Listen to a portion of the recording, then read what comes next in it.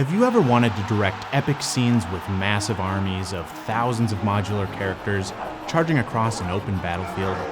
Maybe you've imagined harnessing Unreal Engine's Niagara particle system for cinematic, physics-driven crowd effects. Or perhaps you simply need a powerful, efficient solution for filling stadiums with modular cheering audiences. Introducing OverCrowd, a powerful crowd simulation plugin built entirely within Unreal Engine, with no need for any external third-party software. With OverCrowd, dynamic, large-scale crowd generation is here for the masses. And in this video, I'll walk you through the basics of using OverCrowd and setting up your first modular wardrobe. Then we'll look at spawning static crowds with our population scene boxes, and then hooking the crowd up to Niagara for some dynamic crowd behavior. Hi, I'm Charlie, Unreal Engine filmmaker and co-founder of OverCrowd, which is a crowd simulation plugin for Unreal Engine and the sponsor of today's video. OverCrowd is currently in early beta, so we're releasing it at a reduced price, reflecting the stable and ready-to-use features. So how does OverCrowd work, and how do you use it? Well, at its core is our intuitive wardrobe editor, a powerful tool integrated directly into Unreal Engine, allowing you to easily organize modular wardrobes, body parts, and baked-in animations. OverCrowd functions similarly to Unreal Engine's Animation Texture plugin, converting animated skeletal meshes into Vertex Animation Textures, or VATs, essentially static meshes with animations stored in their materials. This method dramatically enhances performance, enabling the efficient rendering of thousands or even hundreds of thousands of animated characters simultaneously. These VAT characters can also be seamlessly integrated into Niagara as mesh render particles, enabling the use of Niagara to drive crowd behavior and basic AI at massive scales. Additionally, OverCrowd supports MetaHuman heads and allows you to incorporate facial animations, which is a pretty cool feature and pretty unique to OverCrowd. The wardrobe editor also lets you spawn basic population boxes. These are static volumes that instantly populate your scenes with modular VAT characters. So these population boxes are ideal for quickly populating large areas with stationary crowds. So it's perfect for scenes like cheering armies or packed stadiums. In this scene, you can see hundreds of modular characters running down a city street. Their movements are dynamically driven by a Niagara particle emitter, which is included in this plugin.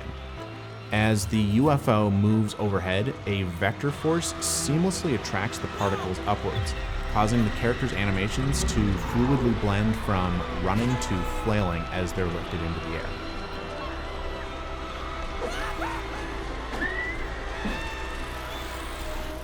And in this scene, OverCrowd showcases its capability to handle battle scenes at truly epic scale. This features roughly 20,000 modular characters on a massive open battlefield. Thanks to OverCrowd's automatic LOD generation for VATs, the scene smoothly transitions from expansive wide-angle aerial shots to highly detailed close-ups, and it maintains exceptional performance the whole time.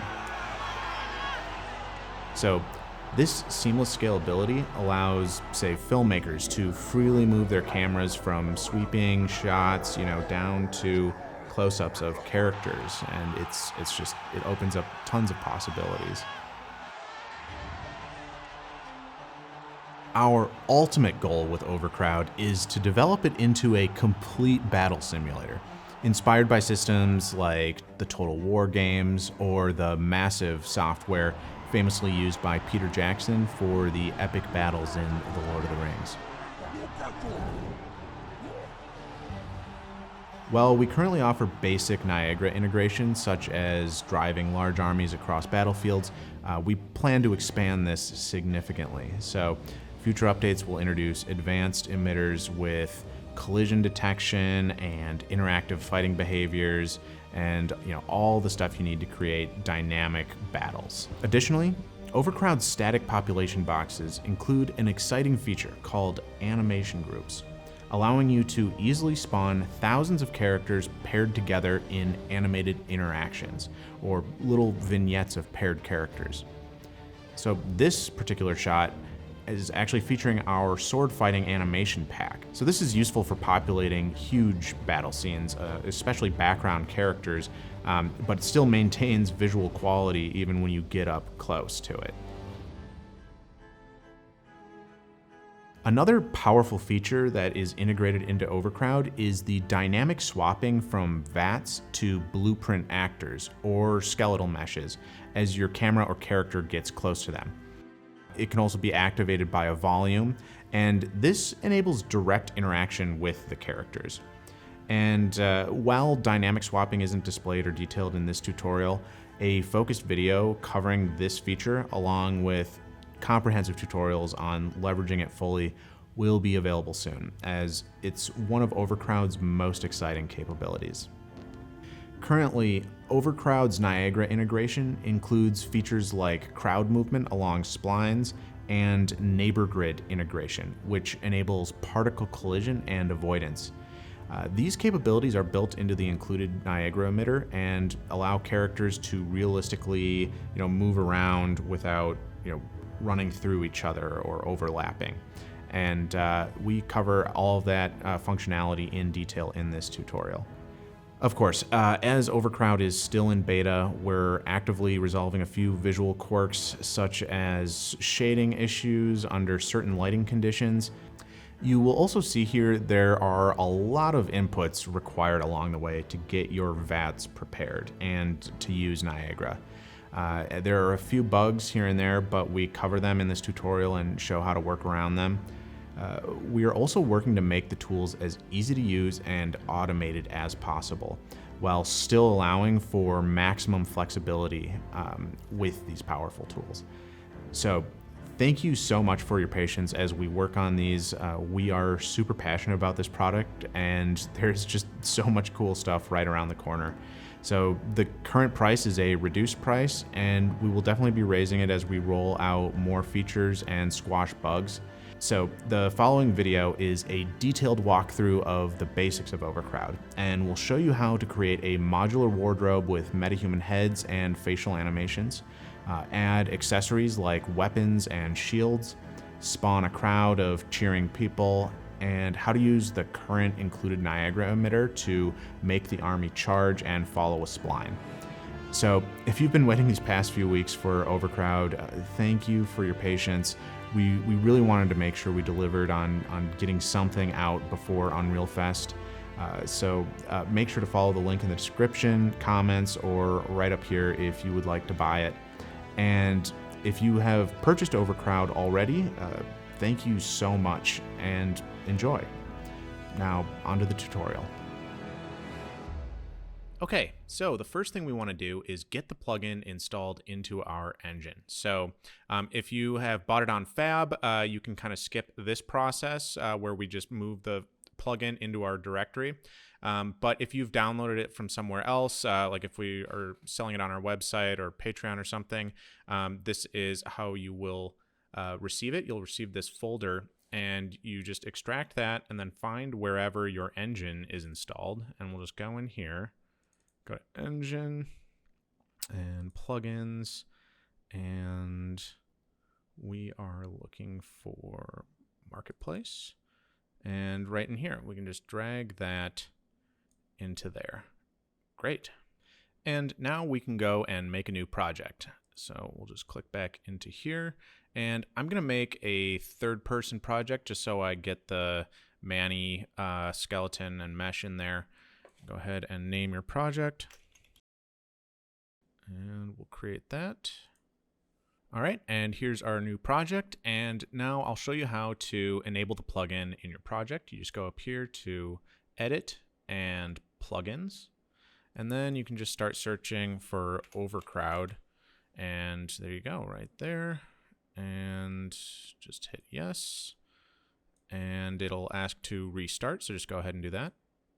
All right, great. And now our project is back, and you'll see up here we have our OverCrowd button. So we can just go ahead and click that, and that will bring up what we're calling the wardrobe editor. And this is where you will bake all of the animations and into your skeletal meshes and turn those skeletal meshes and animations into VATs, or static meshes that are animated through their material instances. And this will make a lot more sense once we start adding some objects to it. So I'm going to show you how to use this in the simplest way first, and that's to bake a single animation into a single skeletal mesh, and and then you can instance it, in a volume or something. So I'm going to show you how to do that really quickly, just using the default Manny skeleton. So in our third-person project, we can just come down here to characters, mannequins, meshes, and here we go. We have Manny. So you want to find the skeletal mesh that you want to, make thousands of or whatever. So we'll go ahead and we'll open that up.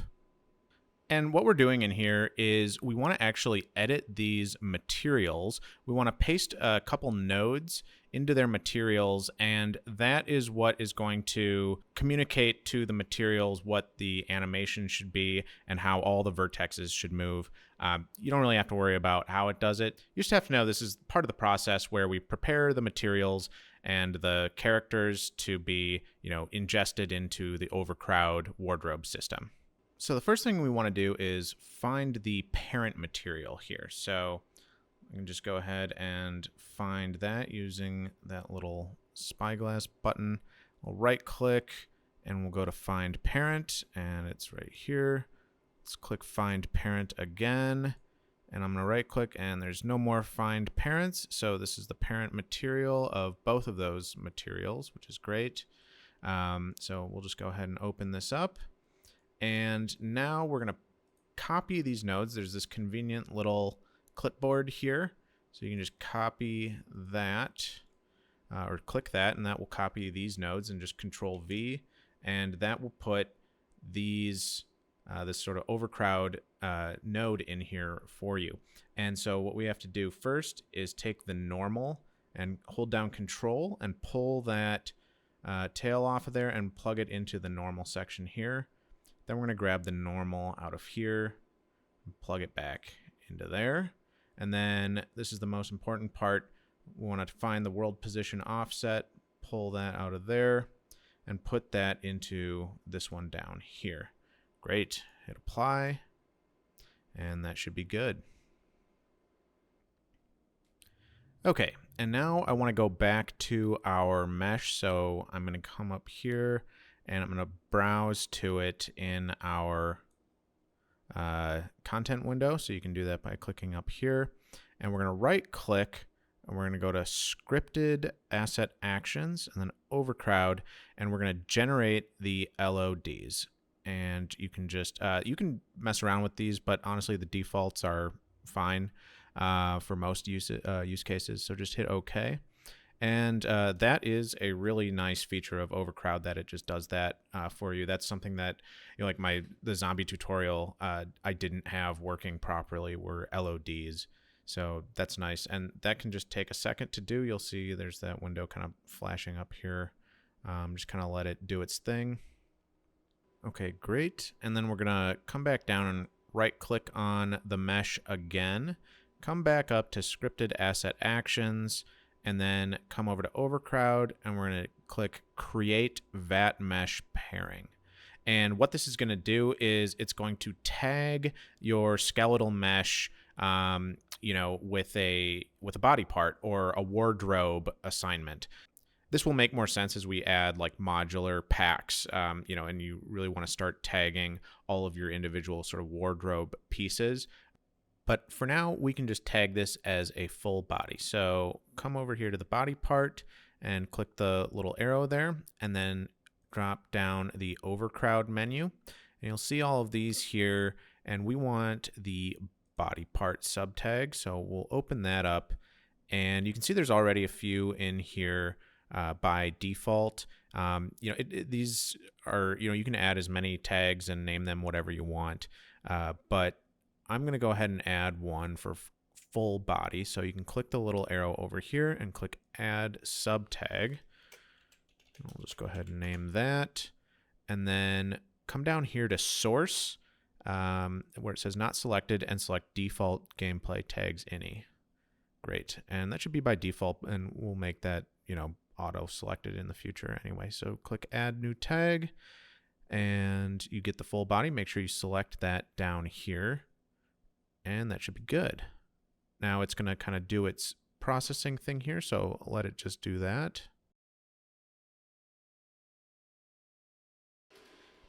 Okay, great.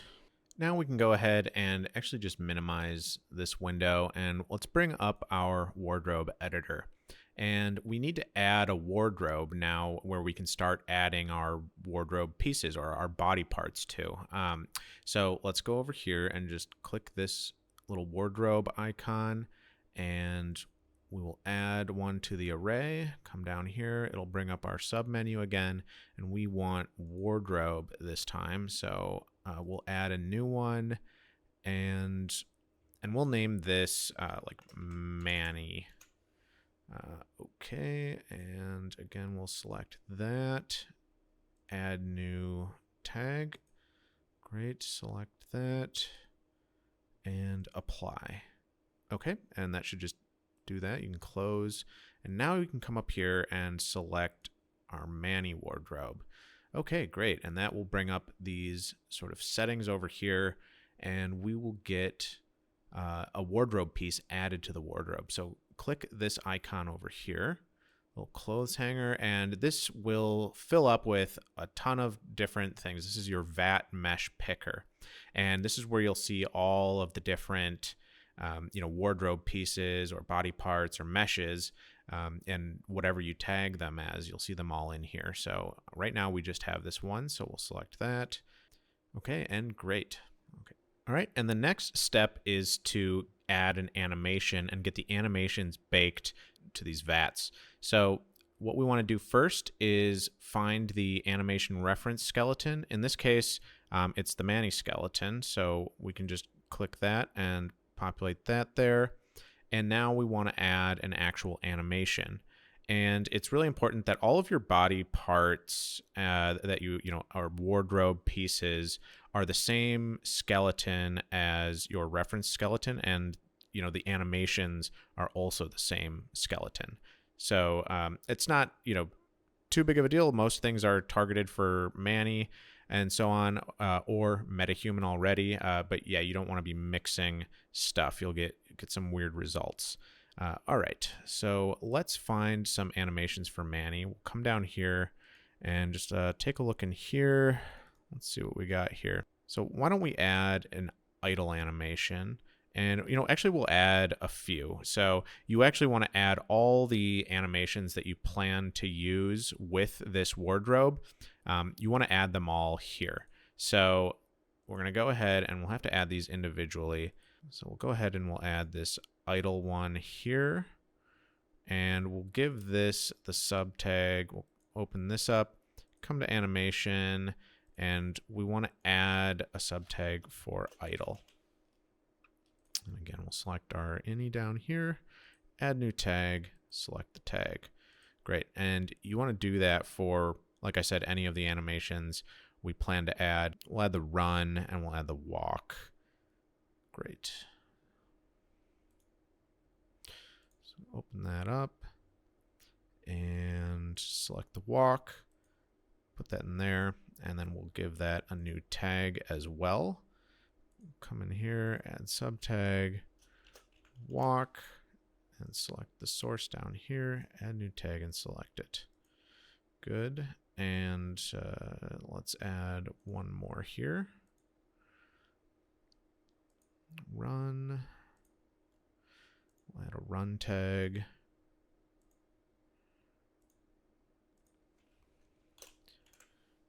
Great. And just go ahead and select that. Okay, excellent. So we have a few animations put into here and tagged appropriately.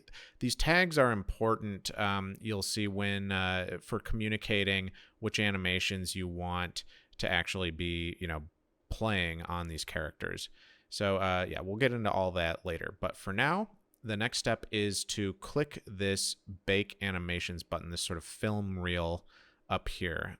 So just go ahead and click that, and that was really fast, and that can end up taking a while depending on like how many body parts or wardrobe pieces you have added to here, and like how many animations you have. So anyway, that was good. And so now we want to get some of these guys spawned in here and see what that's starting to look like. So we can do that by adding a populate scene box, and that'll be like a volume, and in that volume we'll spawn a bunch of these guys. So again, this is like the simplest way to use this, but still very effective. Let's see, let's come up here to the populate scene menu and grab a populate scene box, and you'll see there's a couple things up here. There's like a spline, so you can spawn them along a spline. We'll take a look at that. A null, or a box of a volume where you can exclude them from. Anyway, we'll just select the box for now, and then come up here and click the spawn the selected populate scene actor button. Click that, and boom. And give it a second to prepare the shaders. Again, this can take a while depending on how many different pieces you've added. But there we go. And we can come down here and you'll see we have some guys idling, we have some guys walking, and we have some running. And let's just go ahead and minimize this for a second. I'll select the populate scene box. In here, you'll see these are all the individual people in the box here. And so right now we're spawning 10, or at least it will try to spawn 10. So let's see, we have 1, 2, 3, 4, 5, 6, 7, 8, 9. So it only spawned 9 in here, and that's because we have the ability to give it a distance, a minimum distance between people. So if you come up here and select this piece here of the box component, you'll see that in here you can change this. So if we were to say put 10 into there, this is also where you can adjust their rotation. So right now it's they can look in any direction, but if we wanted them all to face in say a single direction, I could go -5 and 5. Oops. And 5, just to give them a little bit of variation. But if you wanted them looking in the exact same direction, you could set those to the same. And then let's see, let's come back up to here. We'll select the populate scene box. Number of characters set to 10. Let's try 20. And then come back. Oops, not that one. Select our OverCrowd menu. And just click this repopulate and refresh button here. These sort of 3 green guys. Click that, and boom. And that will sort of refresh it. And yeah, now we have, let's make this a little bigger. So we'll grab the box, pull it up here, and just kind of expand it. And let's see, let's change this to like 100. And boom. Cool. So you can see how that's, the start of a really basic crowd. And if you want to, like, say, move these people around individually, you can come up here to your OverCrowd menu, and there's this little compass button here. Click that, and that will bring up the placement nodes of each character. So now you can just go and select one of those and move it, and boom. So, if you had, if you wanted to kind of like art direct your scene a little bit, like this guy shouldn't be on the blue box. Blue boxes aren't for standing on. You can move them down there, and perfect. Or like this guy, is kind of like partially in the wall. You can move him out of there.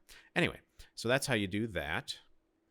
And so say we wanted to control the animations of the crowd and say have them all just be idling.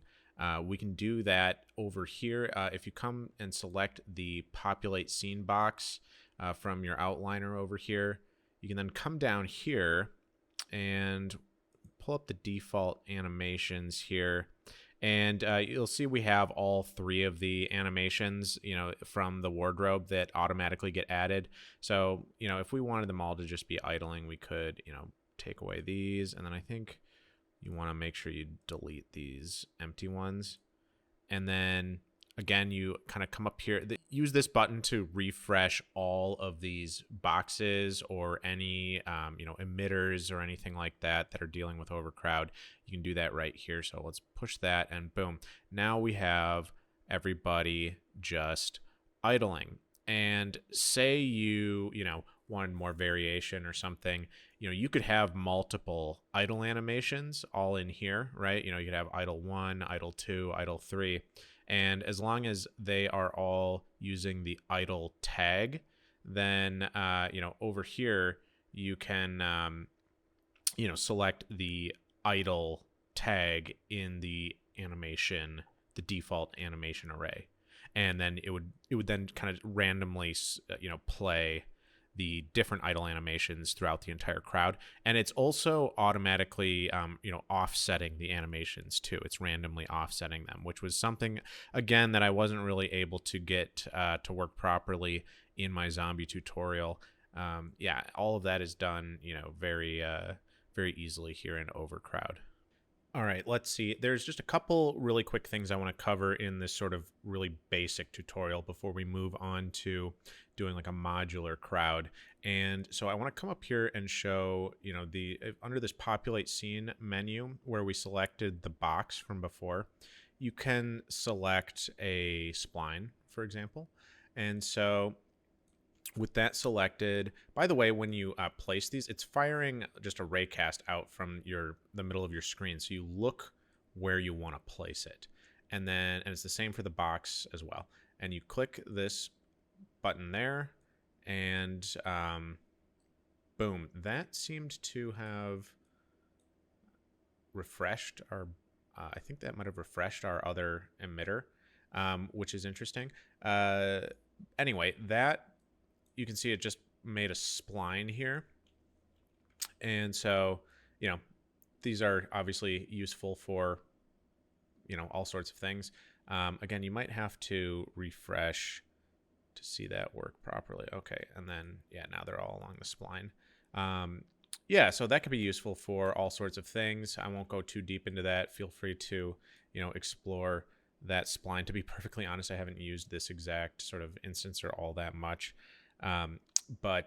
Anyway, so say you wanted to, like, this is actually a good point to bring this up. So say we had done a bunch of stuff to our big emitter, our big box, this first one that we placed down. So I've got that selected, and you know how I placed this other thing and it refreshed it? Well, that kind of messed up. Like if we had moved some people around and didn't, and wanted them to stay like that, we don't want that to get messed up when we are, messing with other overcrowd sections and like hitting this button up here. So you can lock this. You can select the blueprint up here and click lock placements, and that will stop the that will stop these from moving around. And I think that should also stop it from refreshing in general.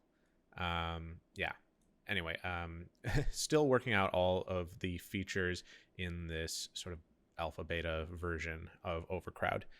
And so this whole process that we just went through here, this is the exact process that I did to create the crowds for the Gladiator short film that I released recently. So it was literally just, a bunch of, the only difference was that I used modular characters instead of just like a single instance like this, and had, multiple cheering animations. And I just used this box emitter and kind of like placed, big chunks of, hundreds, I don't know, like 300-400 characters around the stadium. And it looked great, ran really well, and was really easy to use. So why don't we actually move on to doing some modular characters and a few of the more advanced features. And again, there's so many things that you can do with OverCrowd that we just don't really have the time to make like the documentation for right now, and are still kind of in the alpha stage. For example, swapping these VATs to skeletal mesh actors. which would allow you to do things like rag dolls, or have them change to smarter AI when your character is closer. All of that is possible, and we just need to make the documentation for it. We will probably release a video, just like a short video kind of showing how to do a really basic version of that. But for now, I'll show you how to do modular crowds. Okay, so I've just gone ahead and made a new blank level, and I've also gone ahead and added a few things to my project. I added some MetaHumans. I went and added two male, tall, normal weight MetaHumans to my project, and that's because we're going to use their heads to add to our wardrobe. And so, I'm not going to go through how to add MetaHumans. I assume if you're trying to make thousands of MetaHumans on screen, you know how to add a MetaHuman to your project. If not, plenty of tutorials out there to do that. I have not tested this with the new 5.6 MetaHumans and the sort of like in-engine MetaHuman creator, but we're going to test that really soon, and I don't think it should cause too many issues, but yeah, like I said, can't confirm. Anyway, so make sure you add some MetaHumans, and then you're also going to need to add a modular pack, a modular clothing pack. So I'm going to open up Fab here, and this is the pack that I have added. It's Medieval Armor by Polyphoria, and these are great packs. I've had this one for a while now, and I like it because it has a ton of items. Obviously, it has all different pants, and you can see like the upper body, the helmets, and all of these things are interchangeable. And so it gives you a ton of variety. So here you go. We see these things here. We've got helmets and all, if you're going for a crowd and you want a lot of, variation, I mean, the quality is going to start with a quality pack. And so, yeah, we like this one. It also, it fits male, tall, normal weight MetaHumans. It says, right down here, actually both male and female. And so that's good to know. It's just kind of standardized. And so it's also really well optimized, and the materials are set up well, which you'll see is really, really convenient once we start to go and modify the materials to be baked into VATs. So yeah, without further ado, I'm just going to jump in using this, and you can follow along with whatever modular pack you might have, so long as it it's all using the same skeleton, and your animations are using the same skeleton as well. Okay, so like I said, I've already added this to the project, so I'm going to close that, and great. And the other thing you're going to need are some animations to use with your characters. And so I actually migrated over the same army animations that I used in these cinematics. And I made all of those animations, both the body and face animations. They're really cool. Let's see if I open them up here. You'll see in my content browser, I migrated them over. It brought a bunch of stuff that I'll have to get rid of. But the goal is to package these animations with OverCrowd. So I just have to make sure I'm not, sending any of these like preview meshes from the orcs or whatever with them. But anyway, if you go ahead and open these up, you'll see, we have a ton of animations for these soldiers in the army for carrying shields and weapons, or unarmed, or with just shield, or with just a sword, and then they all have matching face animations, actually. So all of these animations were recorded at the same time. The face animations were recorded at the same time as the body animations, so they all match up, and the goal is to make a super high quality sort of like army simulator, or whatever, like medieval army simulator, and eventually we'll have actual assets packaged with it. For now, we can only really do the animations. But anyway, you can use these animations, or you can use any animations you want with the next step of this tutorial. So I'm going to use these army ones since they're already set up. And like I said, you want to make sure they're all targeted for the skeleton that you're using. And in our case, we'll be using the MetaHuman skeleton. And then, I also have them targeted to the Manny skeleton as well, just for your convenience. But it's super easy. You probably already know how to do this. You can even, if you right-click on an animation, so, say you have Manny animations, you need them to be MetaHumans, you just right-click and then go up to Retarget Animations. And then, select the animation you want. And, so here we've got an orc with a shield cheering. And so we come over here to our target skeletal mesh, and then select, like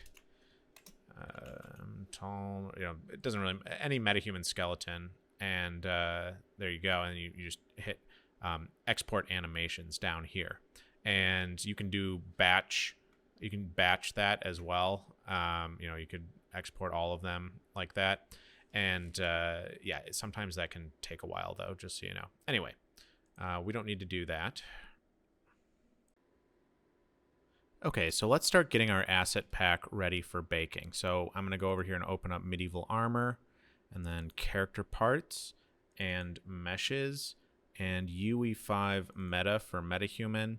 And we have a base body here. We're not going to worry about that for now. Let's go into the Mail, and we'll open up the chest section here. Okay, lots of things, and we're not going to do all of them, but I'm going to show you how you can do a few. So let's go ahead and open this up, and then right over here we have our materials. So let's navigate to one of those in our content browser. Okay, there's that. I'm going to right click on that and click Find Parent, and okay, and then I'm going to right click on that, and that seems to be the parent material for that one. So let's go ahead and open that up. Great. And here we are again. And let's remember to, in our OverCrowd window, you can copy the nodes with this little clipboard. Click that back into here, and then we'll copy and paste those nodes in there. All right, where are we? The normal. Let's grab the normal off, plug it back into there, pull the normal into there. And then we'll do the world position offset. Great. Hit apply. And just go ahead and save that. And I'm going to come back here and I'm going to check to make sure this should probably have the same parent material, but I am going to check. Where is that? Find parent. And yep, that's the same one. So great, that one is done. Now let's take a look at some other parts of that wardrobe. So I'm going to come back here to, where was it? The chest. This is just a little big. Okay. All right, let's see here. Let's open up a different looking one. How about this one? Okay, cool. All right, there we go. All right, and we've got our materials here. So I'm going to right click. Oops, not going to right click. I'm going to expand this. My goodness. Expand that out. Navigate to that material.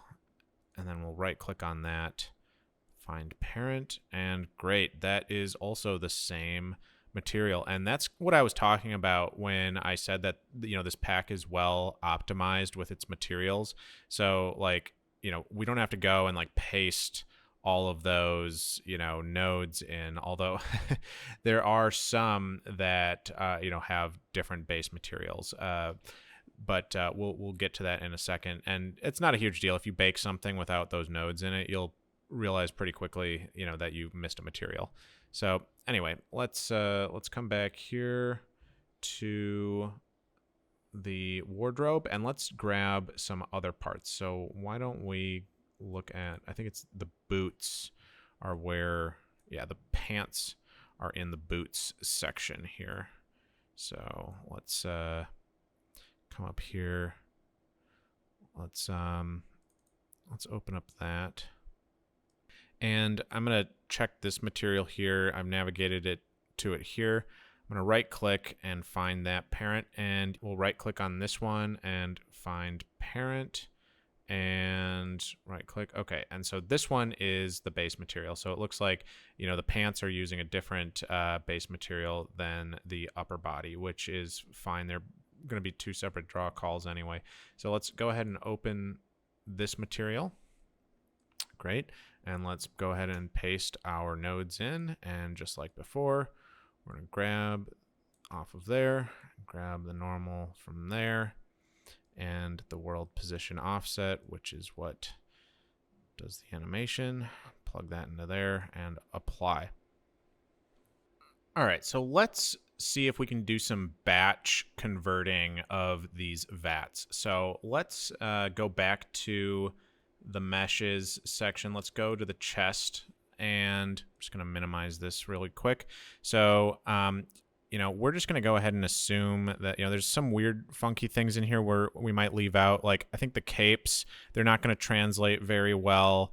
I'm going to leave out these ones with like a head hood because we want to be putting stuff on all their heads.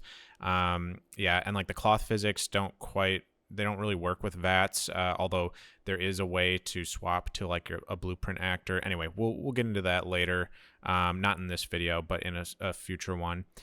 This one has kind of like a broken material, so let's just grab, let's see, like these ones. Let's just start. We'll grab some more. Let's grab like these. Sure, why not? Let's right click on those, and we're going to go up to our scripted asset actions, and we're going to go to generate LODs. And again, the defaults are fine, and we'll hit OK. And this will probably take a second since we're doing a bunch all at once. All right, and the next step is to come back down and right click and go to scripted asset actions, OverCrowd, and create VAT mesh pairing. And then we're going to select our body part again. We're going to come down to OverCrowd, body part, and in this case, we can do torso. So let's select that. Great. Hit OK. And that's going to do its thing again, and that can take a minute just since we have a bunch selected here. All right, and now that that's done, let's just go over here and check our wardrobe. But first, we actually need to add a new wardrobe. So let's click the wardrobe button here, and we are going to come up here and hit the plus to add one to the array. And then let's open up our submenus, and we're going to come down to wardrobe and add a sub tag to that. And this wardrobe will be for characters with both a weapon and a shield. So we'll call this human weapon and shield. Okay, and then we'll go ahead and select our source and then add, and then we come down and make sure we have that selected. Great. Hit apply, and then we can go ahead and close this, and then we can select our wardrobe from there. Awesome. And then we can go and add our newly created torso sections. So here you can see it's starting to populate our VAT mesh picker, and we got a bunch to select from. So we can actually just, you know, control click on all of these, because why not? Oh, it looks like I did add some with a hood. Whoops. And great. We'll just hit OK, and boom. Now that is starting to add these to the wardrobe. And let's do the pants again really quickly. So let's come back down to our meshes. Oops, let's go into the male, the boots, and I believe, you know, these pants are all using the same parent material. So I'm just going to double check really quickly. Like I'm going to open this one. Here's the pants material. Right click on that. Find parent. Find parent. Yep, it's that same one. Okay, that's awesome. So let's go back to the pants, and also I'll just select all of these. Right click, scripted asset actions, generate LODs. Great. All right, and once that's done, let's right click again scripted asset actions, create VAT mesh pairing, and in this case, let's come down to the body part, and we can select legs. Great. Let's go ahead and do that. Hit OK. And I forgot to mention, you can see all the static meshes that it's creating down here in the same folder. So anyway, that's where those are. And we can come back to our wardrobe here, and we can add the pants. Come up to our VAT mesh picker. Oops, Control click, select all of these guys, and boom. Now, why don't we get some like skeletons and animations in here, and you can start to see the wardrobe come together. We're obviously not done, but we're getting there. So let's come to our animation reference skeleton, and I'm just going to type in M tall normal for our MetaHuman, and then let's add some animations here. And this process is exactly the same as I did in the earlier part of the tutorial. So I'm just going to speed this part up, but I'm just using the animations from this army pack that I made. Okay. So I'm just adding and tagging 4 animations here. I'm adding a cheer, an idle, a walk, and a run. And then I'm just tagging all of those respectively. And once again, let's just kind of see how this is going. So why don't we come up here and let's just bake what we have so far. So obviously it's not done yet, but I just want to make sure everything's working properly. And let's come up here and select our Populate scene box. Go ahead and select that and just kind of aim where you want to spawn it, and we'll hit that. All right, and it'll take a second for the shaders to prepare, so it'll look kind of weird as that's loading. But that's looking pretty good so far. All right, so here you can see there's a material that it doesn't look like it has the nodes added to it. So it's this this tunic with the blue. So let's see how we can find that here really quick. Let's go to our torso, and we can select this, and then we can select the skeleton here, and that'll take us right to the skeletal mesh. So we can just go ahead and open that up, and let's see. Let's take a look at one of these materials here. So I'm just going to find that, find parent, and this looks like one. Okay, no, we haven't added the nodes to this one. So let's come up here. Let's grab those with our little copy paste thing. Let's come and paste that in here. And let's grab the normal out of here, normal into there, and our world position offset. Good. And let's hit apply. Now we can come back to here, and I think we have to rebake. So let's hit bake. Okay, and after we've rebaked, that looks like it is working now. So now you know what to do if you forget a material. There's kind of something funky going on with his logo there. That's kind of crazy. Anyway, no idea why that weird sort of depth thing is happening with his logo there. Sometimes when you have a pack with this many choices, it's best to just delete it. So you can select this one, and we'll just go ahead and remove it from our wardrobe. I'm going to just select all these blue ones since, we'll just get rid of those, and then we can refresh, and good. All right, cool.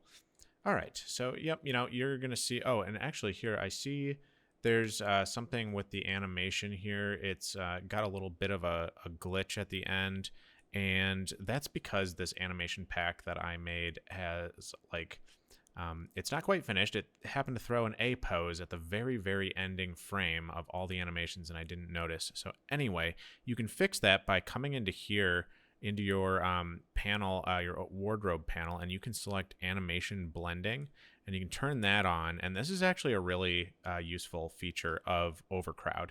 It as it implies, blends the animations together. So again, I'm not sure if we have to rebake at this point. Oh yeah, I think maybe if we refresh, let's see if that fixed it. Nope. Okay. Anyway, let's rebake. Okay, and so now all the animations should be blending and looping properly. Again, that's a really useful feature. And then while we're here, I want to point out this other feature, the frame interpolation. So you can see all these animations up here are, set to a 30 sample rate. And this is something you can kind of play with for performance. Frame interpolation is obviously sort of the computer is calculating and tweening between the different frames, and so it's going to have a smooth motion no matter what the frame rate is or what the sample rate is. But that is obviously more computational power. So you could play with having a higher sample rate, to get smoother animation. And then like kind of turning off frame interpolation. So that's an option for that. All right, so now why don't we actually add some MetaHuman heads to these guys? So, again, if you've added MetaHumans to your project, then you should already have a MetaHumans folder over here. So I'm going to open up this guy, Coda, and we're just going to go ahead and open him up. Look at the viewport over here. And I'll just let that load really quick. Okay, let's select the face mesh. All right, and that's that there. I'm going to just navigate to that. And where is that? There it is. Let's go ahead and open that up. Great. And there are a lot of materials here in the MetaHuman head. And it would be nice if we could package some MetaHumans, or some MetaHuman heads with this. I'm not sure if we can do that. So for now, it's up to you to sort of prep your own MetaHuman heads. So anyway, let's start with the head material here. I'll navigate to that, and we'll right-click, find parent, right-click, find parent. Great, and go ahead and open that up. Let's just make sure, yep, that is the base material. All right, and we're in here, and let's go copy our nodes from the OverCrowd window, and we'll Control V those into here. Grab the normal, and we'll plug in. Oop, and we have a world position offset in here already, and that is for hiding the neck. Well, we have to get rid of that. So let's pull that out, and we will plug in our world position offset. So we're going to miss a sort of neck mask, but you can actually add that in. I don't know if we're going to get to that in this video, but anyway, let's apply that. All right, and let's go back to our face. Let's find these teeth. All right, let me find the parent. Find parent. That's the base material of the teeth. Okay. Let's paste these nodes in.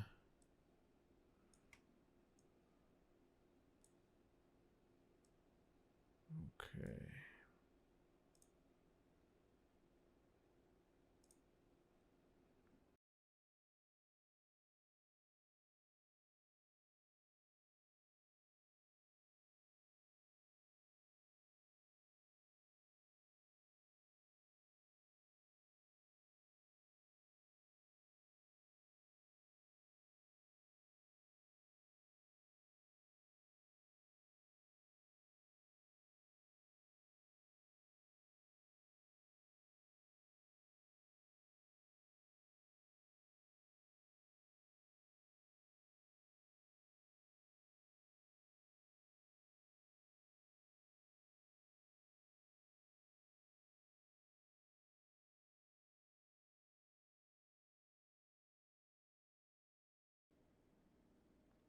Okay, and then you can see all the rest of these head materials are using these other these other base materials. So those should be all set.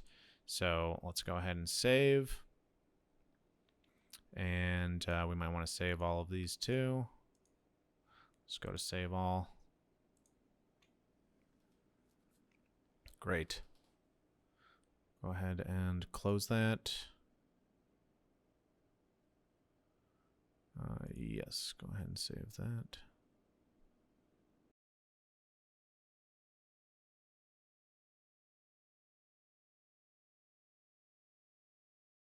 Okay, so let's go back to our skeletal mesh. You can do that by navigating into it using this button.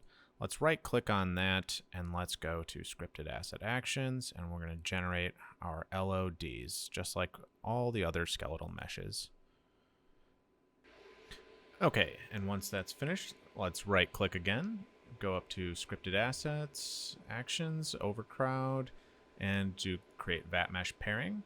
And we're going to come up here to body part, open up OverCrowd, and we're going to give it a head tag. We'll select that one there.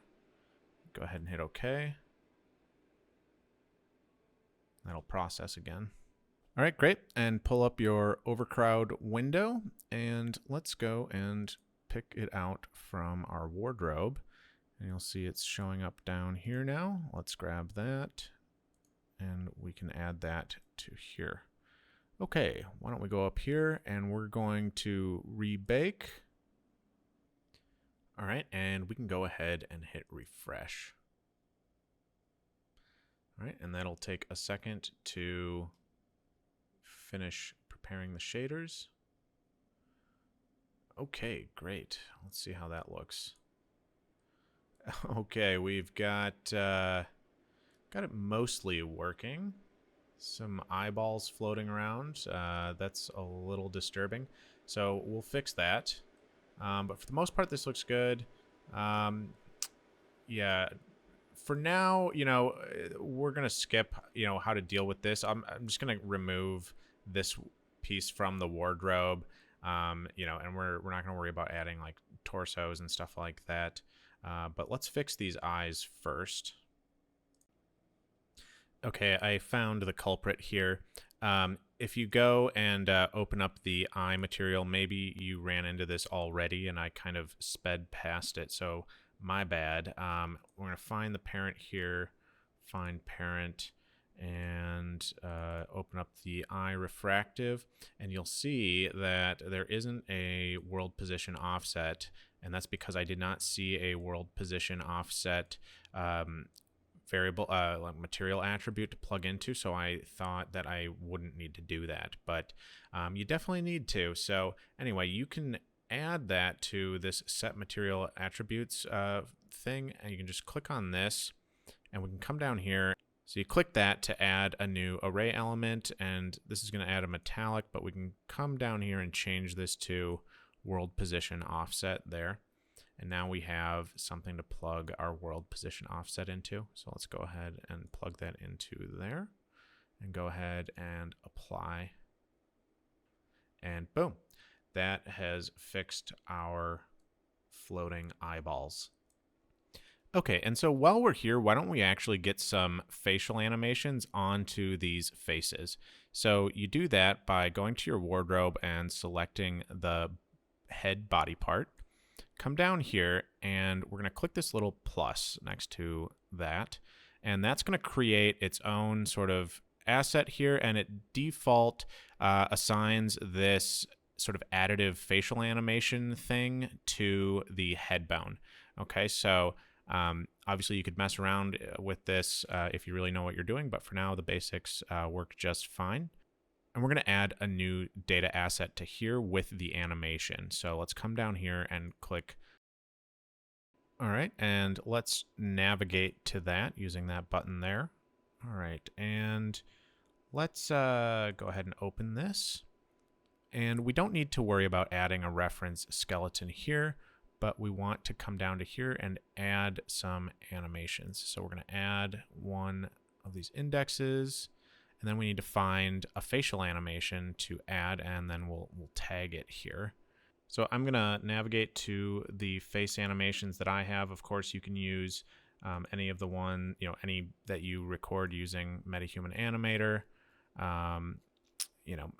But in this case, I'm going to use one that I've already done. So let's see. This is the weapon and shield wardrobe. Let me grab weapon and shield. Let's grab this cheer animation here. And I can pop that in there. Great. I'm just going to open this up and make sure it's working properly. Okay, yeah, that looks great. Yeah, that's a cheering man. Okay, and so we're in here, and I'm going to tag that under animation. We're going to tag that as cheering. Great. And then, you can go ahead and add in the face animations for the other animations as well. So we have idle, walking, and running, and again, the wardrobe we're doing is the weapon and shield one. So I'm just going to do that really quickly and speed it up. And so what I'm doing is just selecting the corresponding face animation to the corresponding body animation. And that should line up, I think. That, these animations were recorded at the same time. And so, yeah, I think it should all line up, but we'll see. Okay, so we have all of those added. And we can come back here. So we're going to come back here, and we're going to bake those animations in. So let's hit bake. All right, and then let's go ahead and hit refresh. Okay, let's see what we got going on here. All right, so we have some of the face animations working. Let's see, which ones are lined up with which? Because oh no, we do have, looks like he does have his idle animation. That's looking good, I think. I think this looks good. We've got a running guy. Why isn't this guy cheering, though? That is what I'm wondering. Okay, so I literally just rebaked the animations without changing anything because I was looking and the tags all seemed correct. And I baked and then refreshed, and it seems to all be working. So now we have, cheering facial animations on cheering body animations. We have, charging running animations on charging, and it's all looking really good. I mean, look at that idle. I mean, look at that. Look at that acting. See, now you guys can be subjected to my terrible acting on a massive scale. All right, let's actually add another head in here just so we have a little bit of variation with that. So as I said before, I actually added 2 MetaHumans to my project. So I'm going to come over here to my MetaHumans folder, and I'm going to open up the Nassim, open up his blueprint. And we're going to do this exact same thing as we did with the Coda guy's head. But we shouldn't have to do all the materials again. So let's go to the viewport here, select the face mesh and navigate to that. And we'll come down here, right click, and actually let's just open this up and really quickly double check the materials. This should be mostly unnecessary. I mean, yeah, okay, that looks good. Those are all the same. So we're going to right click, go to scripted asset actions, and generate LODs. And then again, let's right click, scripted asset actions, create VAT mesh pairing, and again, it's going to be a head. We'll select that, okay. And we can go ahead and refresh. And now we should be getting some multiple characters here. Is that the same? Ah, there we go. We've got Nassim up in here. All right, we've got now 2 heads that can be randomized across our characters. I mean, that's pretty cool. And of course, you can add as many of those as you want. Just add more MetaHumans. You can, design them however you want. It looks like we're getting a little weird sort of distortion there. So really quickly, I just want to point out, I'm pretty sure the face distortion is coming from the fact that all of these animations have like head movement to it. So like the face animation should be just isolated to just the face. And for some reason, when I exported this, it exported like, you know, all of this animation along with it. So I'm pretty sure that's what's causing the distortions. And if you had an animation that was just, you know, on the face with no head movement or anything like that, then you won't be getting those weird distortions. You want it just on like a static head. So I'm just going to add the rest of the pieces to the wardrobe. I'm going to add the helmets, the gloves, and the boots. And then, and all of that is exactly the same as you've seen here. So I'm going to speed through that really quickly. I might even just jump cut, and then I'm going to show you how to add the weapons and shields. And so if you need to add something that's like a static mesh or like an accessory or something, I'll show you how to do that as well. All right, and so here you can see I'm just going into the feet and checking that the boot material is using one of those master materials, and it is. So I'm going to bake those and give them a foot tag, and then I'm also going to go to the gloves, and you'll see I'm not adding the bracers here. Those need to be in like their own separate thing, you know, because if you have gloves, you're going to want to see hands if there's no gloves there. And then here I'm adding just all the helmets, and I'm adding them to the hair tag. So, you know, if you're going to have, you know, a mix of helmet and hair, you're going to want them under the same slot. So if there's a helmet, then there's no hair. And hit refresh, and boom. All right, great. And we have all of our wardrobe spawned in here, and I thought I got rid of the cape. That actually doesn't look too bad, even though the cloth physics aren't working. Anyway, probably want to remove that from there. Some other things we want to get rid of are, you know, like this, you know, these torso ones that don't really have any elbows or anything like that. And you can see also there's some material we forgot to add the nodes to. So, okay, yeah, it's these gloves here. I'm gonna open that up, and here we have this hair material. Let's find that. Find the parent. Beard.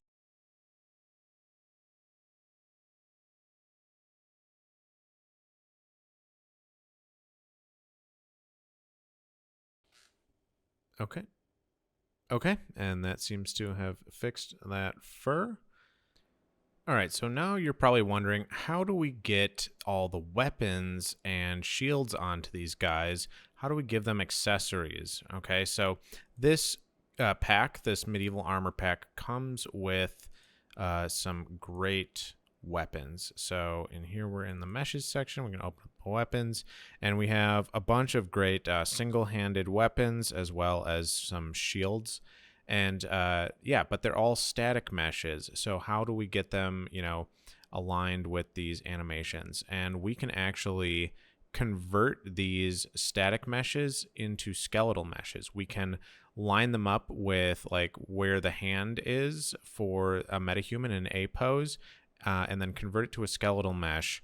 And then it can then be baked into a vat with the appropriate animations and skeletons and added to the wardrobe. So that's what we're going to do right now. I'm going to show you how to do that. All right, so first thing, we can just go ahead and minimize this, zoom over here, and we're going to actually add a new level sequence, and we're going to call this accessory.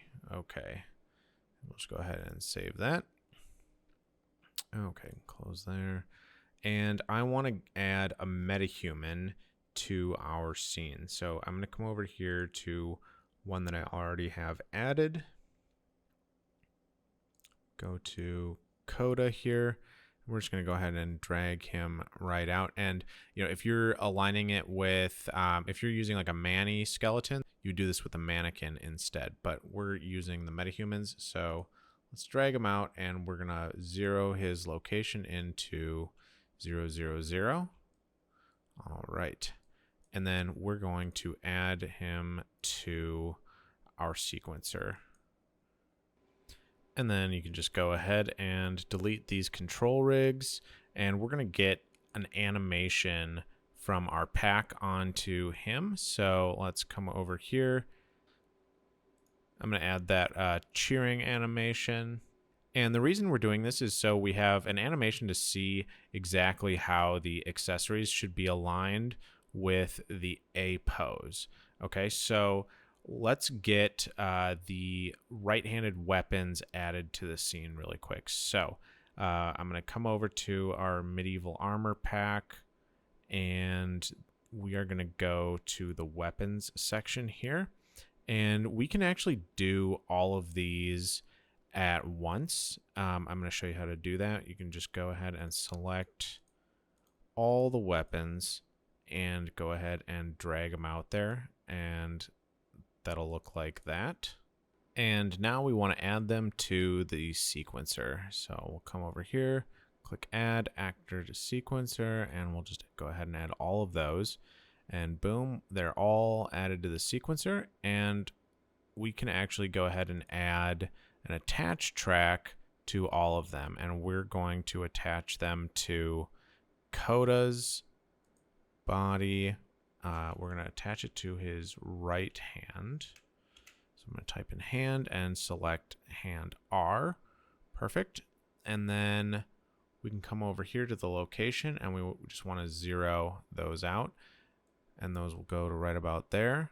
Okay. And now I'm going to drag the cursor back kind of over here and just kind of see how they're looking, you know, with his hand in the right position. So they actually look, okay, they're a little bit off. So let's see, let's turn these off here. And we can now scoot these into the right position there. So something like that. That kind of looks like he's holding all those swords. Oh, and you can see they're facing the wrong direction. So let's grab those. And actually, I want to make sure this is a local. Go ahead and just rotate those around like that. Great. How is that looking? And then we can kind of scrub the animation here. See how that's looking. Okay. Looks good. And so the reason that we're doing all of this is to reset the origin points of all of these weapons. So I'm going to drag it back out here to snap. So we're snapping it back to A pose, but we have the weapons all still attached here to his hand. And so that is how they should be aligned. All right, great. So with all of them selected, we can come over to our modeling tab. So come up here and select the modeling section down here. And now we want to go over to here. We're going to select X form, and we want to edit the pivot. So let's select that, and we're going to come down here, and we're going to go to 0, 0, 0. And that is going to reset our pivot point to our global 0, 0. And then you just hit accept. Great. And so now these static meshes have had their origins reset to align with the skeletal mesh of the MetaHuman. All right, so let's come back to our content browser here, and here you can see all the weapons. Their thumbnails have updated, and whoops, it looks like I actually forgot 2 swords. That's all right. We have 7 weapons here that we can mess around with. All right, so what we want to do now is we want to convert these into skeletal meshes that are going to use a MetaHuman skeleton. So let's just go ahead and right click, and we'll come up here to convert to skeletal mesh. And you can come down here to creation type, and select use existing skeletal mesh, and we'll do the M tall normal weight body. And then under the binding bone, you want to select the hand R and just go ahead and convert. And you'll now see that they've, kind of flown up over here. Don't worry about that. We can now come back here and we can do the, OverCrowd baking process that we've done. So let's go ahead and right click on these and go to Scripted Asset Actions, OverCrowd, generate our LODs. Great. And let's go ahead and right click again and create VAT Mesh Pairing. And then let's go ahead and open up the body parts. And let's see, there's an accessory here. And I actually want to add a sub tag. Let's see, why don't we do weapon R? Give it an any, add it, select it, and OK. And what we have going on here is this is actually trying to replace the static meshes with our new static meshes. So it's replacing the weapon static meshes. So if you don't want to do that, you can copy them. Otherwise, you can just hit force delete, and you'll have to hit this for all of them here.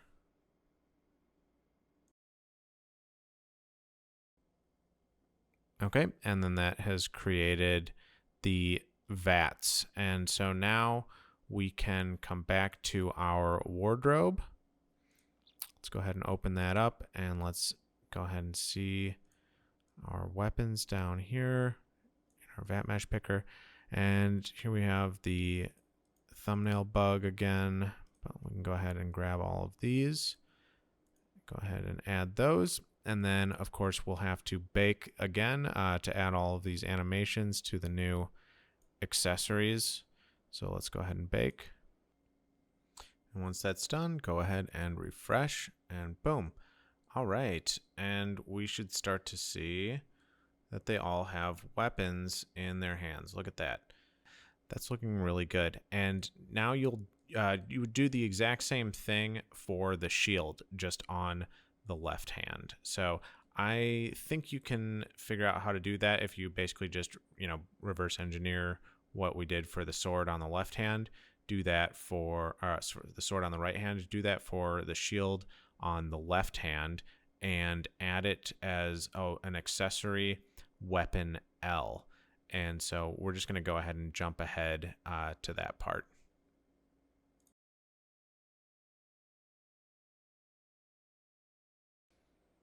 Here I'm actually, instead of attaching it to his left hand, I want to attach it to his lower left arm. So that's just one bit that's different from the right-handed weapons.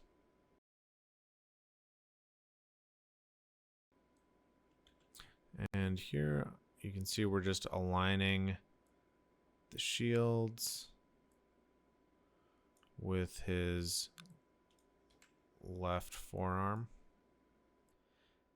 And once you get that aligned with the forearm, then remember you have to reset the origin while it's in A pose. And then remember, we want to change the binding bone from the right hand to the forearm, or the lower arm L. That's what we want. And then we're just doing the same old, generating the LODs and then generating the VAT Mesh Pairing. And then here you saw I'm deleting the previous static meshes.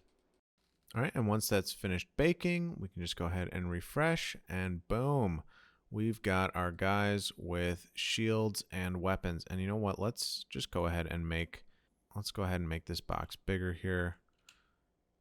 Just go ahead and expand that. Let's make this a lot bigger. Great. And why don't we change this to 500? Why not? And refresh. Cool. There we go. All right, now you can really start to see the variation playing out here. And if you want to add even more variation in a really easy way, you can come to your wardrobe here and you can scroll up, and under scale variation, you see, we have 1 to 1. You could say maybe do 1 to 1.1 and kind of give it maybe like a 10% difference, and then just go ahead and refresh that. And now we just have a little bit of like height variation, and that's going to help a lot. All right, so why don't we actually get all of these guys just cheering in like a huge formation, just like in the opening cinematics. So that's really easy to do. So with our emitter here, or our box selected, we can come over here and we can just remove these animations here. We can just go ahead and delete everything except for the cheer index there. So we can just go ahead and leave that. And then over here in the spawn locations in box component, let's select that. And over here where it's set our minimum rotation to say -5 and our max rotation to about 5, just like we did earlier on. And then let's bring up our OverCrowd window again and refresh that. And there we go. They're all facing in the same direction, and they're all just cheering now.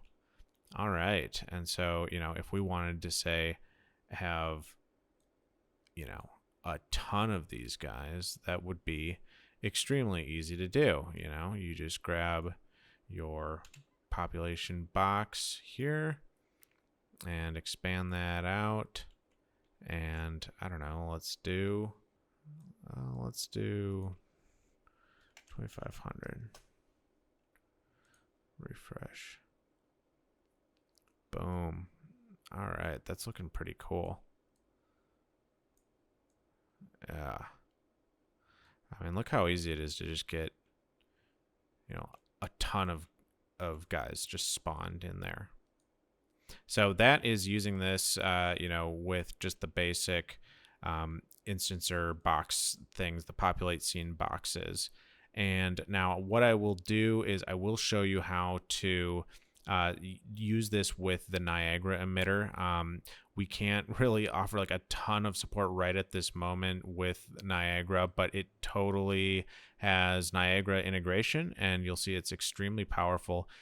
It's just that, this tutorial is getting extremely long, and it's a lot to go into. If you know what you're doing with Niagara, you'll be able to, this will have a lot of value to you already. The ability to make these modular VATs with all of this functionality.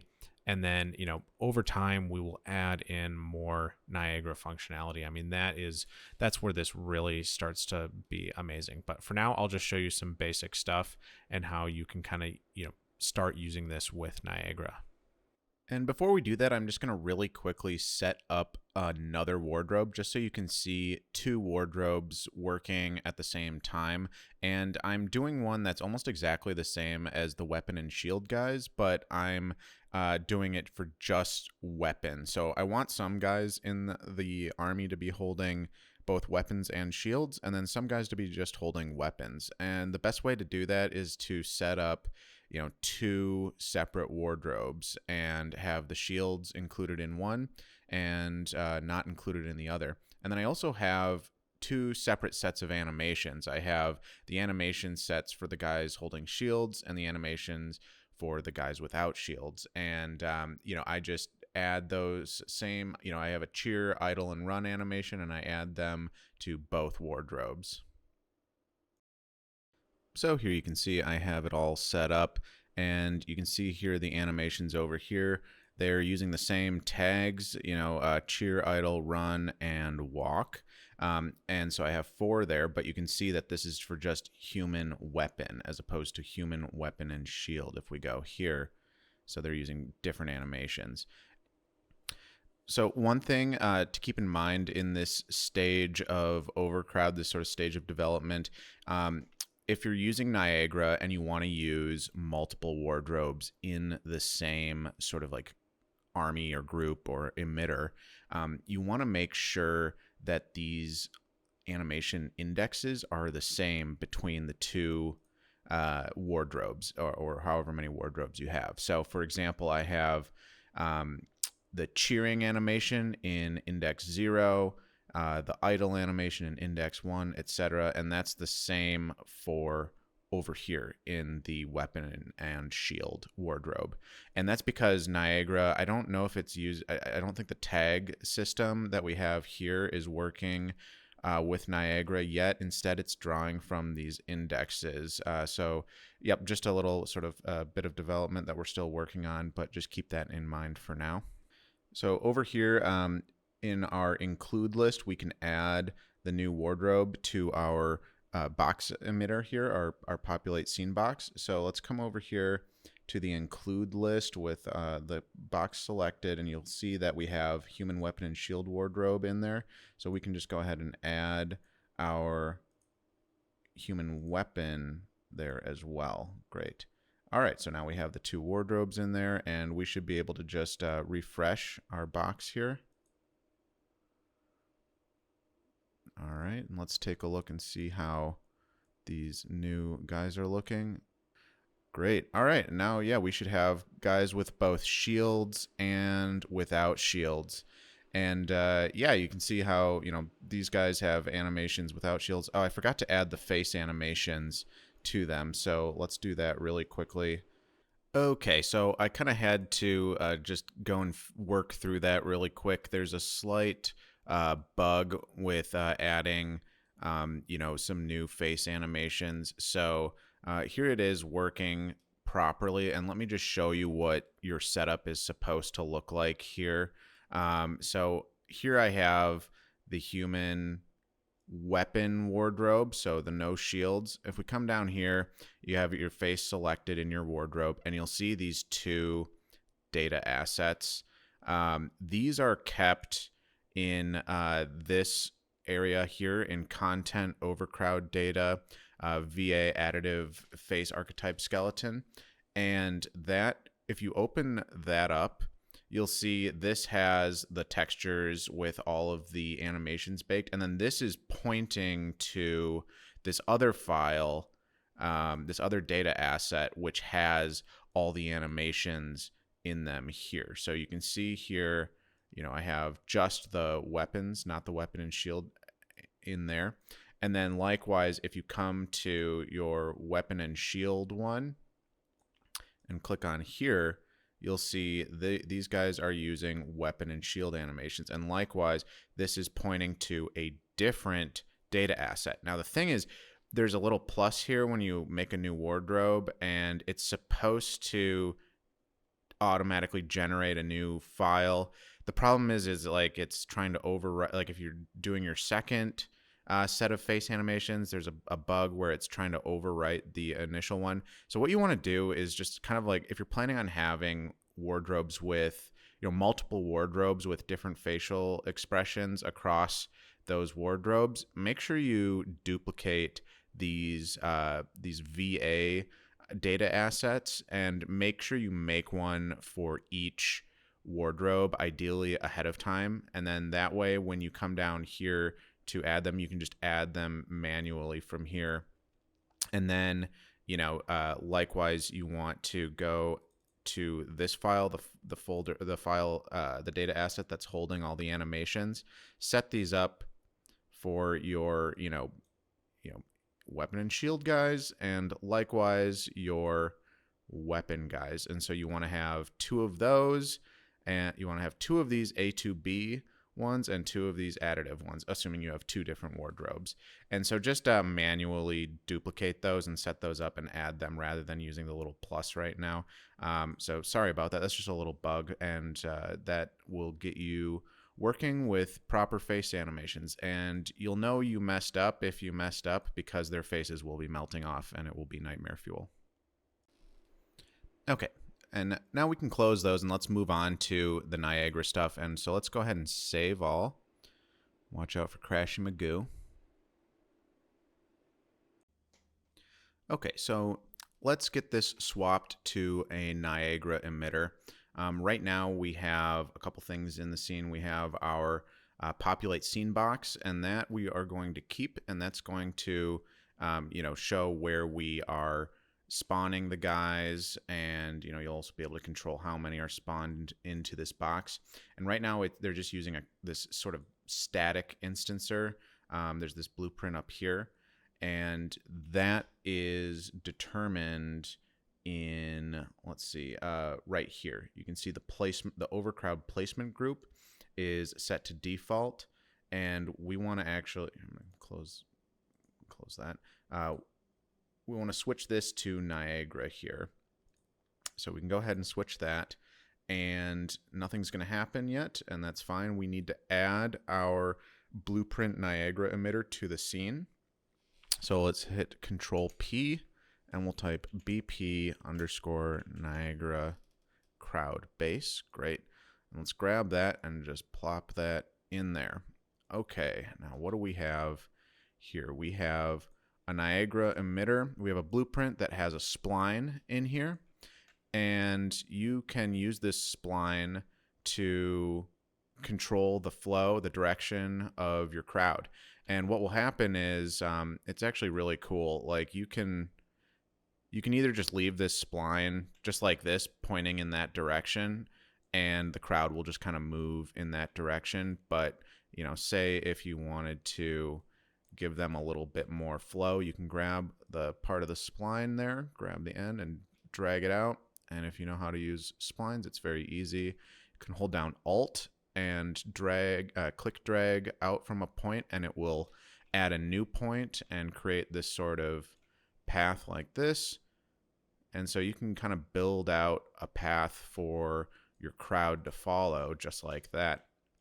And what will happen is each person on the crowd will sort of follow the spline, but they'll do it, based on where they are. I can't remember the exact sort of math that's going on there, but it's meant to look like nice and natural. So anyway, let me make this a little less weird. Perfect.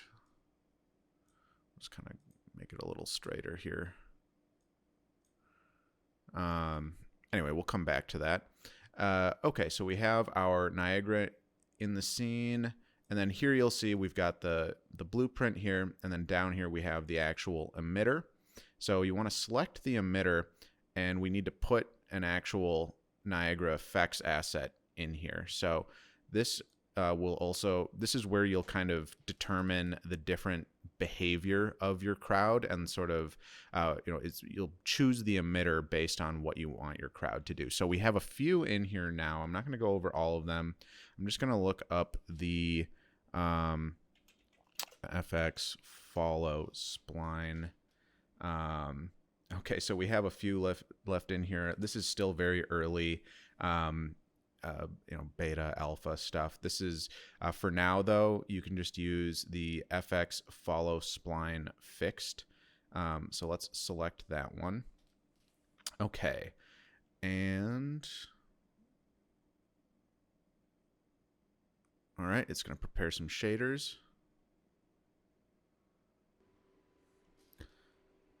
And just really quick, let's see what happens when we refresh this.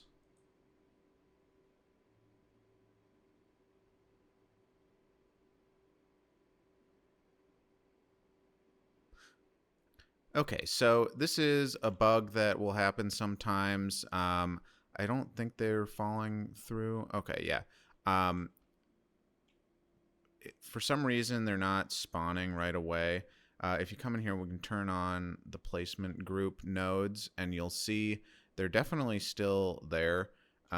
So what we can do is actually just restart the project, and it should be working. It's an annoying bug, but we're working through it. So yeah. Okay, so let's just imagine I just opened up the level and, after restarting, and it should look something like this. I apologize. My last recording, for some reason, turned out super buggy, super laggy. So we're trying this again, and I'm going to show you just kind of what this should be looking like. So you can see the visualizer of the Niagara grid, of the neighbor grid. So that is actually giving them collision and detection inside of here, so they're all aware of each other or aware of their neighboring fellows, and so they will be doing some avoidance. And this is super cool. This is super useful, and I've used this grid. I've expanded this grid to be huge, so you can actually use it over a large distance. But yeah, as I said, I'm kind of backtracking a little bit here, so I apologize. But if you select your crowd, Niagara crowd base, come in here and select the emitter, you'll see down here is the grid size, and that's what I sort of changed. You see this yellow outline here while I have the grid, while I have the emitter selected. That's showing the bounds of these neighbor grids. So they're going this whole crowd's going to be aware of each other and avoiding each other as long as they are inside this box. And then as soon as they get outside the box, then they'll start to move through each other and so on. And you can play with this down here. I changed some settings to, I changed the size of the grid, and then I also changed the number of cells on each axis. I made it, I made the Z axis much shorter since they're not really moving through the Z space very much. And then I also increased the max grid neighbors to 50. And that means that each of these voxels can have 50 guys inside of it, and they should all be aware before they start, before it starts to overload, and they start to lose their detection. So if I were to lower this, say to 10, so I think by default it's at 8. You'll see when they're all bunched up like this, all those red numbers, that's because there's too many in each grid and they're starting to lose the detection. So like I said, you can just increase that. And of course this, has a performance hit. So this is all something you'll have to sort of play with on your own, depending on what your needs are. Okay. Why don't we open up this emitter and see if we can change some of the behavior here. Let's kind of fix their weird shuffling, and I can show you just kind of how you can control the animations a little bit better and the behavior a little bit better. And again, I want to reiterate, this is super early stages, and so what you can do is fairly primitive. But like I said, you can make the whole crowd move and follow the spline and get it to look pretty good right now. So that and then of course it has the obstacle or the neighbor detection.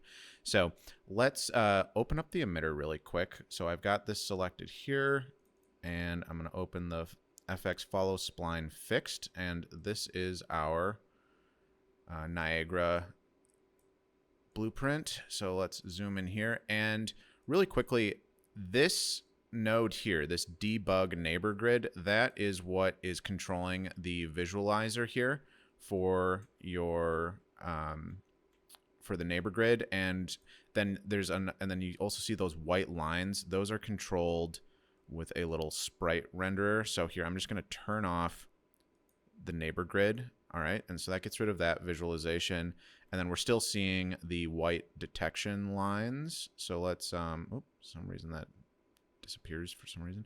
Let's come in here, and down under here under the renderer section, you'll see the sprite renderer. You can just go ahead and turn that off, and Bob's your uncle, Fanny's your aunt. There you go. That's looking pretty cool.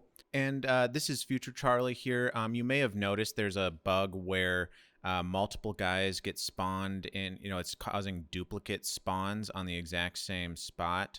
And I'll show you a workaround for that. That's a known bug, but I will show you that in just a couple minutes. But first, we're going to adjust the emitter. All right, back to the tutorial. And then another bug I just want to show you really quickly is these particles are going to fall through the floor if you are too far away from them. So here, let me just show you as I back up. You'll start to see them. Yep, you'll see them kind of falling through the floor there at the edge of sort of that's our distance field. So there's a way to increase it, and there's some workarounds to stop them from doing that. I'm not entirely sure how to how to increase the distance field right now. So for now, like when you're running a particle simulation, you have to kind of keep your viewport or camera close to it.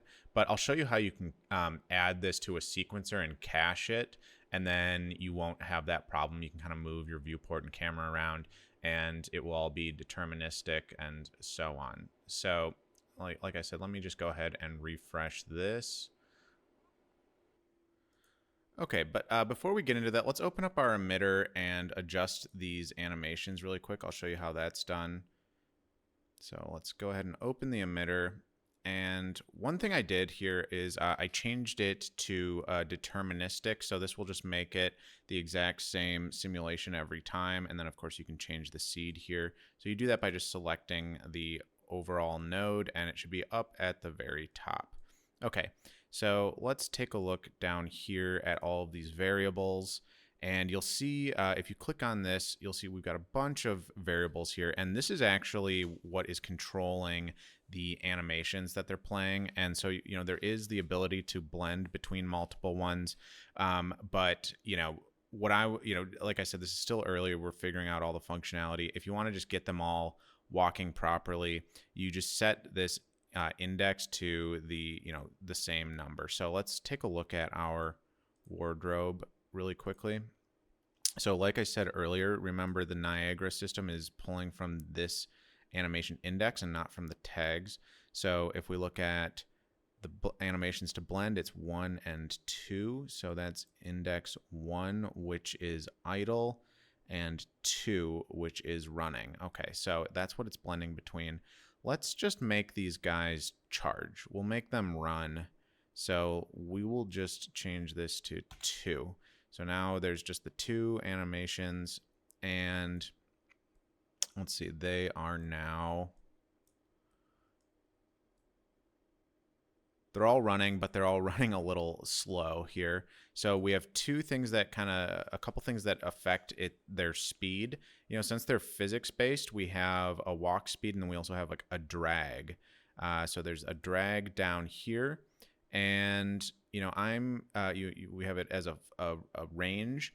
So I'm going to set these to be the same.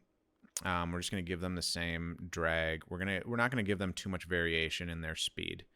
Then we have a max walking speed.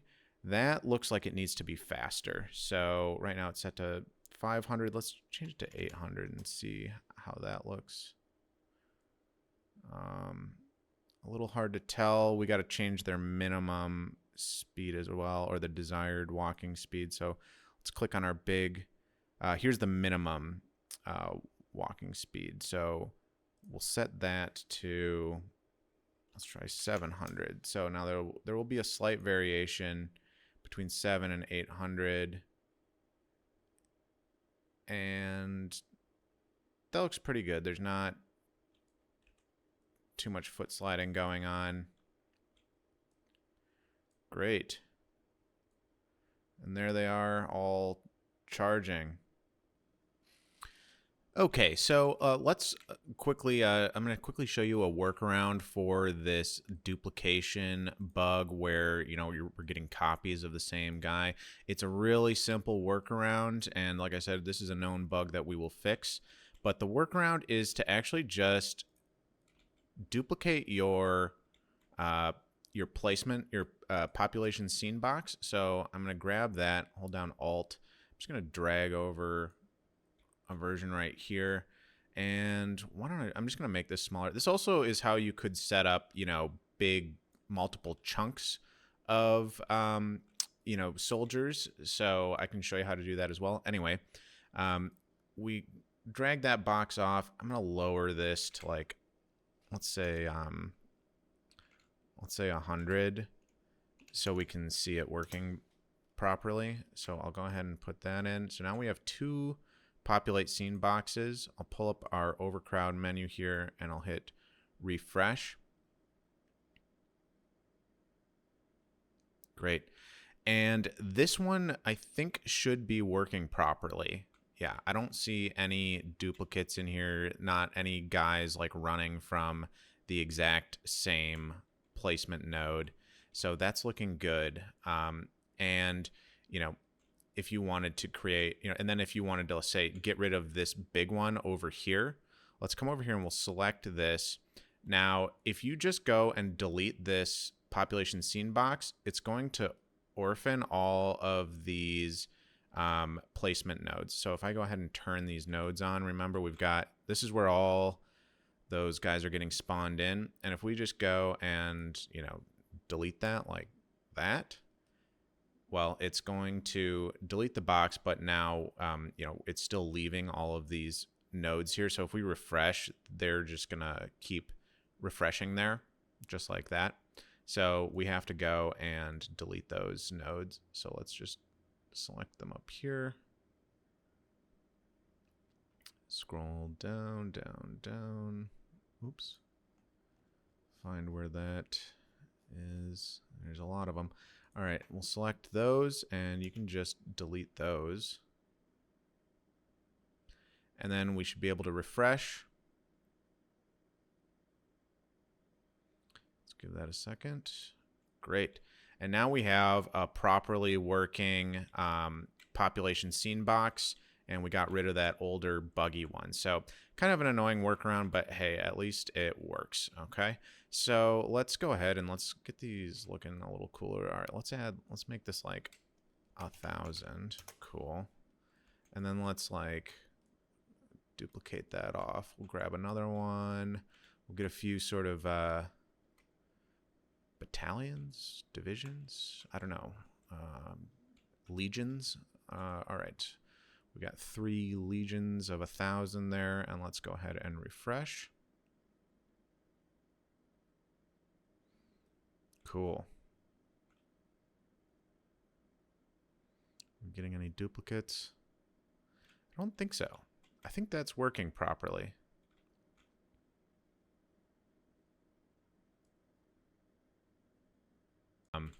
Okay, so I went ahead and I deleted the other 2 placement boxes and just reduced this one to just one chunk of 500 guys because it was making my recordings way too laggy. So I'm just going to work with this one for now. I mean, it's running fine on my computer, but when I watch the recording, it's not turning out very well. So we're just going to work with these guys for the rest of the tutorial. So I've got one group of 500, and I'm going to show you how you can add this to a sequencer really quick. So let's come up here. We'll go to add a level sequence, and we'll call this Niagara. Okay, and we'll save that. Great.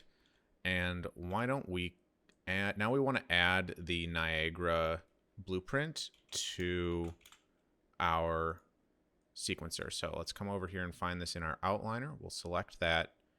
With that selected, come down here, go to Actor to Sequencer and click Add BP Niagara Crowd Base. And then we'll come down here and click here. We want to add this Niagara component _0. That's the Niagara component that's in the blueprint. And then we're going to select on there. I'm on the component and I'm going to type in life. And we want to add a Niagara system lifecycle track. Great. So that's going to add that. And then I'm going to just kind of make this a little bit longer so we can see this play out. And here you want to drag this red thing out, and that is going to tell us how long we want this to be, and we want to change this to desired age. Okay, cool. And now you'll start to see them moving around a little bit. You can scrub, and you'll see it playing out. And let's see it. Will they still fall through the floor if I come back here? Okay, so yes, they will. Okay, so the way we work around that is with these guys added. Now we want to add a cache, a Niagara cache. So add that. And what we'll do now is we're going to record the simulation into the sequencer, and I'm going to kind of move the camera with the crowd to make sure we're not getting too far away from the simulation, and that will store all of that in here. It'll give you a lot more control, and they won't fall through the floor if you want to do like really wide shots. So let's go ahead and just hit record, and it should start playing out right away.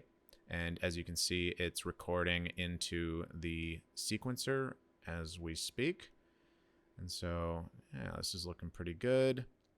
And so if you remember the battle scenes from, the opening, this is exactly how I did this. I recorded, I actually did all of the charging chunks at once. I was able to kind of record them all at the same time and get them all in one go. But yeah, you could do something like this. You could add multiple chunks.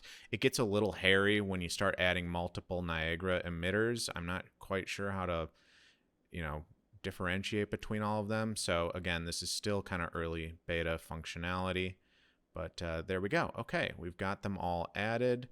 And now we should be able to, say we wanted to do a super epic wide shot like this, there we go. We got a whole horde of dudes running around. Yep. Looking good. And so like if you wanted to, have a little, if you wanted to make this into a cinematic, well, first of all, it should be 24 frames per second. You could add a camera. We just add a camera here. And let's go to this guy. We'll set it to VistaVision. We'll set the crop to 16:9, and I'll set the lens to 24. And yeah, we can just do like a really quick shot here. Just kind of quickly animate something. We'll kind of do like a sweeping.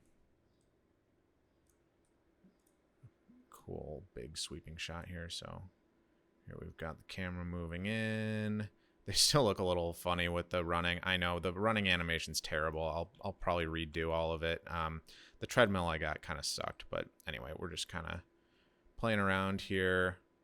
Let's see. So you can fly in, and like if you're one thing I found, set up a movement like that, and I'm going through a guy, so let's just go to that point and kind of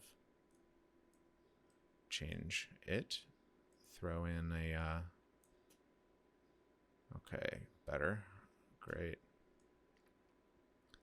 This is not meant to be an amazing piece of cinematography here. I'm just kind of showing you how you can do this. Cool. Charge. And why don't we pull out? So a big old wide shot. Whoosh. Cool. Okay, so, there you go. You've got, this is basically how I did the cinematics from the opening. You've got a crowd that you can now control. You can control its direction using a spline. You can add it to the sequencer. You can, cache it. And, yeah. So a little clunky, but we're getting there. We are getting all this functionality in there. And it's going to be a super powerful tool.